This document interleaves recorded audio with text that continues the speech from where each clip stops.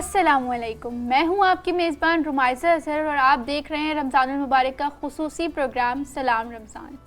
10 رمضان المبارک اس عظیم شخصیت کا یوم وصال جو اسلام کے قیام کی عینی شاہد، اولین حامیہ رسالت، پشت پناہ نبوت، والدہ بطول زوجہ رسول، عطائے ربانی، زینب و کلثوم حسن و حسین کی نانی، اسلام کی خاتون اول گویا حوا کی ثانی، جنت مکانی، تبلیغ کی وجہ روانی، ہم سفر فخر موجودات، جن کے شوہر نبی خدا، جن کی بیٹی فاطمہ، داماد شیر خدا، طاہرہ، پارسا، طیبہ، ناصرہ، محسنائے اسلام حضرت خدیجۃ الکبریٰ رضی اللہ تعالیٰ عنہ، جن پر آسمان سے سلام اترا، بغیر توقف کے ایمان لانے والی، سردار انبیاء کو خود عقد کا پیغام بھجوا کر کائنات کی ہر عورت کو یہ پیغام دیا کہ رشتہ ازدواج کے لیے وہ کتنی بااختیار ہیں اور اس کا انتخاب کتنا بلند ہونا چاہیے۔ انہی کی حیات طیبہ پر روشنی ڈالنے کے لیے آج ہم موجود ہیں اور ہمارے ساتھ تشریف رکھتی ہیں ہماری مہمان خصوصی ڈاکٹر ثروت عسکری۔ السلام علیکم، کیسی ہیں آپ؟ وعلیکم السلام، الحمدللہ، اللہ کا شکر ہے۔ جیسے ہم نے حضرت خدیجۃ الکبریٰ کی زندگی پہ روشنی ڈالتے ہیں تو وہ کمالات سے، فضائل سے بھری پڑی ہے، لیکن کچھ فضائل اگر آج ہم اس کو ڈسکس کریں، ان کے بارے میں بات کریں۔ بسم اللہ الرحمن الرحیم، السلام علیکم۔ میں آپ کو اور آپ کی پوری ٹیم کو جناب خدیجہ الکبریٰ ام المومنین رحمۃ العالمین صلی اللہ علیہ وآلہ وسلم کی پیاری زوجہ کے رحلت پر تعزیت اور تسلیت پیش کرتی ہوں اور اس دعا کے ساتھ کہ پروردگار عالم ہم سب کو سیرت جناب خدیجہ پر چلنے کی توفیق عطا فرمائے۔ فلک نشاں عرش مرتبت کہکشاں قدم خوش نظر خدیجہ، فلک نشاں عرش مرتبت کہکشاں قدم خوش نظر خدیجہ، بدن صداقت سر خدیجہ، صدف شرافت گوہر خدیجہ، و آل کی مادر گرامی رسول کی ہم سفر خدیجہ، خدا کے دین مبی کے زخموں کی دہر میں چارہ گر خدیجہ، اسی کے دم سے جہاں میں مہر و وفا کا چشمہ ابل رہا ہے، نبی کا دین مبی اسی محسنہ کے ٹکڑوں پہ پڑ رہا ہے۔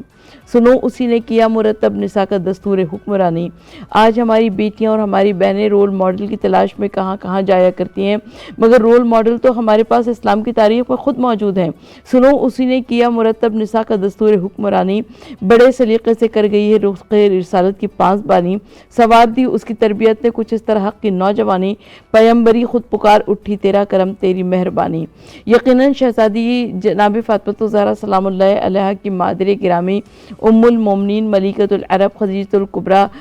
سلام اللہ علیہا کے میں فضائل، اوصاف اور کس قدر کیوں نہ بیان کروں، اس لیے کہ جناب خدیجۃ الکبریٰ حضور نبی کریم صلی اللہ علیہ وآلہ وسلم مکے کی سرزمین پر موجود تھے اور جناب خدیجۃ الکبریٰ ملکۃ العرب تھی۔ اس زمانے میں، جس زمانے میں حلال کا نام بھی لینا حرام تھا، اس زمانے میں خدیجہ کی دولت نہ صرف یہ کہ پاکیزہ تھی بلکہ اتنی طیب و طاہر تھی کہ اسلام کے واسطے اللہ نے اس دولت کو قبول فرمایا۔ اور جناب خدیجہ نے حضرت ابو طالب سے فرمایا، کہا کہ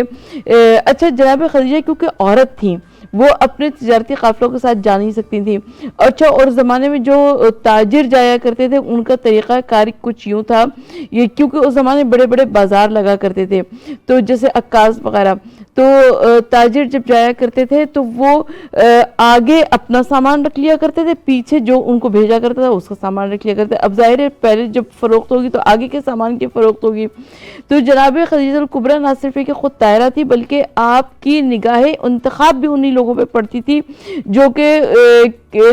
تجارت میں بہترین اصول کو اپنائیں۔ تو کیسے یہ ممکن تھا کہ حضرت عبداللہ کا یتیم بیٹا جو کہ مکے کی گلیوں میں صادق اور امین کے لقب سے مشہور ہو، خدیجہ کے کانوں تک اس کی بات نہ پہنچے؟ تو خدیجہ نے حضرت ابو طالب سے کہا کہ آپ اپنے بھتیجے سے کہیے کہ میرا سامان تجارت لے کے جائیں اور جتنا میں دوسرے تاجروں کو دیتی ہوں اس سے 2 گنا زیادہ معاوضہ آپ کے بھتیجے کو دوں گے۔ اور حضور نبی کریم صلی اللہ علیہ وآلہ وسلم خدیجہ کا مال تجارت لے کے روانہ ہوئے۔ حضور کی زندگی میں صرف 2 ہی سفر شام کے ہیں، جس میں ایک بچپن میں گئے تھے اپنے چچا حضرت ابو طالب علیہ السلام کے ساتھ اور حضرت عبد المطلب کے ساتھ، اور دوسری دفعہ جناب خدیجہ کا سامان تجارت لے کر گئے اور جناب خدیجہ نے اپنے غلام میسرہ کو ہمراہ کر دیا، کہا کہ دیکھو جو کچھ دیکھتے جانا وہ آ کر مجھے بتا دینا۔ اب جب میسرہ واپس آیا ہے، یہ قافلہ واپس آیا ہے تو ایک تو کئی گنا زیادہ مال منافع ساتھ لے کر آیا تھا، جس کو دیکھ کر اہل مکہ کی نگاہیں خیرہ ہو گئیں، چکا چوند ہو گئیں، اور دوسری جانب میسرہ کی زبان پر محمد مصطفیٰ صلی اللہ علیہ وآلہ وسلم کے قصیدے تھے۔ میسرہ نے کہا کہ آقا زادی میں دیکھا کرتا تھا کہ جس وقت یہ نوجوان چلا کرتا تھا تو بادل اس کے سر پہ سایہ فگن رہا کرتا تھا، جس وقت یہ نوجوان کسی درخت کے نیچے آرام کے لیے بیٹھا کرتا تھا، درخت کی شاخیں اس کے اوپر سمٹ جایا کرتی تھی، کبھی یہ چاہتا تھا کہ درخت کا پھل توڑ لے تو شاخیں نیچے آ جایا کرتی تھی۔ تو یہ میسرہ کی زبان سے جب خدیجہ نے سنا تو ان کے دل میں محبت اور عقیدت کی شمع جل اٹھی، اور اس کے بعد آپ نے اپنے چچا زاد بھائی ورقہ بن نوفل سے مشورہ کیا، اور اس کے بعد محمد مصطفیٰ صلی اللہ علیہ وآلہ وسلم کے گھر میں عقد کا پیغام پہنچا دیا۔ سبحان اللہ۔ ابھی جیسے آپ نے بات کی کہ انہوں نے عقد کا پیغام پہنچایا، پھر ایک وہ بیوی بن کے ان کے گھر آئیں، تو وہ بحیثیت بیوی ان کی زندگی کیسی تھی؟ جناب خدیجہ جب بیاہ کر رسول خدا صلی اللہ علیہ وآلہ وسلم کے گھر میں آئیں تو یہ گھرانہ ایک الگ گھرانہ تشکیل پایا۔ یہ گھرانہ نبوت کا گھرانہ تھا، یہ گھرانہ ہدایت کا گھرانہ تھا، یہ گھرانہ شریعت کا گھرانہ تھا، اور جناب خدیجہ الکبریٰ نے اس گھرانے کی بنیاد کچھ ایسے رکھی کہ جب حضور نبی کریم صلی اللہ علیہ وآلہ وسلم اقرا کے غار حرا کی تخلیے میں اقرا سورہ علق کی پہلی 5 آیتوں کا نزول ہوا تو روایت یہ کہتی ہے کہ حضرت جبرائیل امین کو پہلی مرتبہ حضور نبی کریم صلی اللہ علیہ وآلہ وسلم نے دیکھا تو وہ اتنے بڑے جثے میں تھے، جسمانیت میں تھے کہ حضور نبی کریم صلی اللہ علیہ وآلہ وسلم پر ایک تھرتھری طاری ہو گئی، اور حضور نبی کریم صلی اللہ علیہ وآلہ وسلم دوڑتے ہوئے اپنے گھر کی جانب واپس آئے اور خدیجہ سے کہا کہ مجھے چادر اڑا دو، اور اس وقت جناب خدیجہ نے جو جملے کہے ہیں وہ جملے تاریخ کی زینت ہیں، اور یقیناً کسی بھی عظیم انسان کی عظمت کے لیے یہ بہت ضروری ہوا کرتا ہے کہ اس کے گھر والے بھی اس کی عظمت کا اعلان اور اعتراف کریں۔ تو جناب خدیجہ نے کہا کہ اے محمد مصطفیٰ صلی اللہ علیہ وآلہ وسلم، آپ کو خدا ضائع نہیں ہونے دے گا، اس لیے کہ آپ یتیموں کے والی و وارث ہیں، بیواؤں کے سہارا ہیں، اور آپ کا روح اقدس وہ ہے کہ اس کو دیکھ کر بارش کے لیے دعائیں مانگی جاتی ہیں۔ ہم نے جب دیکھا، جب تبلیغ اسلام شروع ہوئی، ہجرت بھی کرنی پڑی، آقا صلی اللہ علیہ وآلہ وسلم کو جا کے ایسی جگہوں پہ رہتے تھے، وہاں پہ وہ کس طریقے سے ایز اے بیوی رہتی تھیں، یا اس طرح کس طرح رسول صلی اللہ علیہ وسلم کو دلاسا دیتی تھیں؟ حضور نبی کریم، میں ایک واقعہ آپ کی سماعتوں کی نظر کرنا چاہتی ہوں۔ حضور نبی کریم صلی اللہ علیہ وآلہ وسلم جب غار حرا کی ایک خلوت نشینی میں تخلیے میں ہوا کرتے تھے تو جناب ام المومنین ملکۃ العرب خدیجہ الکبریٰ حرا کے پہاڑ کی بلندیوں پر اپنے ہاتھوں سے کھانا پکا کر لے کر جایا کرتی تھی، اور یقیناً اگر آپ نے عمرہ کیا ہوا ہے تو آپ حرا کے پہاڑ کی بلندیوں کو بہت اچھی طرح سے جانتی ہوں گی۔ تو ایک جو کہ خاتون ملکۃ العرب ہو مگر وہ اتنی بلندی پہ روزانہ مکے سے جاتی ہے اور اپنے جسم و جان کے وارث کے لیے، اپنے شوہر کے لیے، اور پوری معرفت کے ساتھ اللہ کے آخری نبی کے لیے نہ صرف ایک کھانا پہنچاتی ہے بلکہ حضور نبی کریم صلی اللہ علیہ وآلہ وسلم کی دلجوئی کا سبب بنتی ہے۔ سبحان اللہ۔ ہم نے یہ بات کی کہ وہ ایز اے بیوی کیسی تھی، لیکن جیسے انہوں نے حضرت فاطمہ رضی اللہ تعالیٰ عنہ، ان کی 4 بیٹیاں، ان کی پرورش کی، ان کی تربیت کی، تو ایز اے ماں وہ کیسی تھیں؟ اچھا، بہترین ماں کے طور پر جناب فاطمہ الزہرا سلام اللہ علیہا کی جب ہم بات کرتے ہیں تو جناب ام المومنین ملکۃ العرب خدیجہ الکبریٰ شعب ابو طالب کی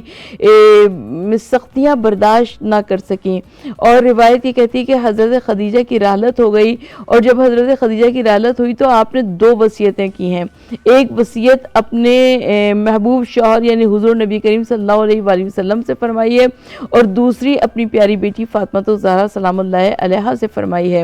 اور جب حضور نبی کریم صلی اللہ علیہ وآلہ وسلم سے وصیت کی تو کہا کہ یا رسول اللہ صلی اللہ علیہ وآلہ وسلم، آپ خیال کیجئے گا کہیں ایسا نہ ہو کہ مکے کی عورتیں فاطمہ کو بن ماں کی بچی جان کر گھڑکنے لگیں، تو آپ فاطمہ کو کا خیال کیجئے گا۔ اور دوسری وصیت جو جناب فاطمہ زہرا سے فرمائی ہے ام المومنین ملکۃ العرب نے، کہا کہ فاطمہ میرے پاس صرف ایک چادر ہے. یعنی وہ عورت جو کہ اتنی دولت کی مالکہ تھی کہ اسے ملکۃ العرب کہا جاتا تھا, جب جناب خدیجہ کا آخری وقت آیا تو وہ صرف ایک چادر کی مالکہ رہ گئی تھی, اور جناب خدیجہ نے فرمایا کہ میں سر چھپاتی ہوں تو پیر کھل جاتا ہے, پیر چھپاتی ہوں تو سر کھل جاتا ہے. آپ اپنے بابا سے کہیے گا کہ اپنی چادر کو مجھے کفن کے طور پر دیں. اس چادر کو معمولی چادر نہ جانیے گا, یہ چادر رسول کی چادر تھی جو کہ دوش رسالت پر پڑا کرتی تھی, اور یہ وہ چادر تھی کہ جس کو رسول خدا صلی اللہ علیہ وآلہ وسلم اوڑھ کر مکے کی گلیوں میں اعلان رسالت کیا کرتے تھے کہ قولوا لا الہ الا اللہ تفلحوا. اور یہ وہی چادر ہے کہ جس کی قسم قرآن مجید میں پروردگار عالم یا ایھا المزمل کہہ کر کھا رہا ہے. تو حضور نبی کریم صلی اللہ علیہ وآلہ وسلم نے اپنی چادر کا کفن دیا جناب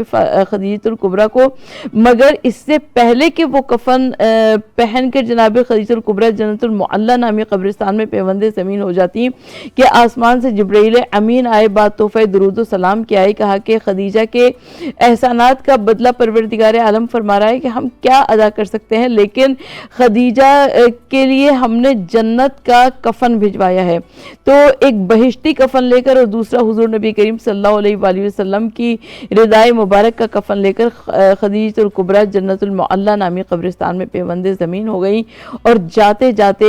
اس عالم اسلام کے واسطے, اس کائنات کے واسطے دو عظیم تحفے چھوڑ گئیں. ایک یہ مذہب اسلام جس کی رگوں میں خدیجہ کی دولت خون بن کر دوڑ رہی ہے, اور دوسری وہ بچی جناب فاطمہ الزہرا سلام اللہ علیہا کہ چلو سلام کریں اس کے آستانے کو, حسین پال کے جس نے دیا زمانے کو. سبحان اللہ, بہت شکریہ کہ آپ نے حضرت خدیجہ الکبریٰ رضی اللہ تعالیٰ عنہ کی زندگی سے اتنی اچھی باتیں ہمیں بتائیں, اور ان کی زندگی تو واقعی ہر خاتون کے لیے رول ماڈل ہے. اور جس طریقے کی وہ ایک بزنس ویمن تھیں, اور آج کل ایک بزنس ویمن والا ایک دور پھر چل پڑا ہے, تو ہر بزنس وومن کو ان کی زندگی سے نصیحتیں لینی چاہیے. دیکھیں, بزنس کرنا بری بات نہیں ہے, لیکن اللہ کے احکامات کو پس پش ڈالنا بہت بری بات ہے. تو خدیجہ الکبریٰ نہ صرف یہ کہ طاہرہ تھیں, بلکہ خدیجہ الکبریٰ کو پروردگار عالم نے, ان کی دولت اتنی پاک و پاکیزہ تھی کہ رب العالمین نے اسلام کے واسطے قبول فرما لیا. تو جب ہم اللہ کے احکامات سے پہلو تہی کرتے ہیں تو پروردگار عالم کے غضب سے بھی ہم کو ڈرنا چاہیے, اور جب ہم رب العالمین کی اطاعت کرتے ہیں تو پروردگار عالم کی ہم سب کو کا شکر گزار ہونا چاہیے کہ اس نے رب العالمین نے ہم کو اپنی اطاعت کے لیے چن لیا. بالکل, بہت شکریہ آپ کا. آپ دیکھ رہے تھے رمضان کا خصوصی پروگرام سلام رمضان. میں تھی آپ کے ساتھ آپ کی میزبان رمائزہ اظہر. ہمارے ساتھ تشریف رکھنی تھی ہماری مہمان خصوصی ڈاکٹر ثروت عسکری. ملتے ہیں آپ سے اگلے پروگرام میں. اللہ حافظ.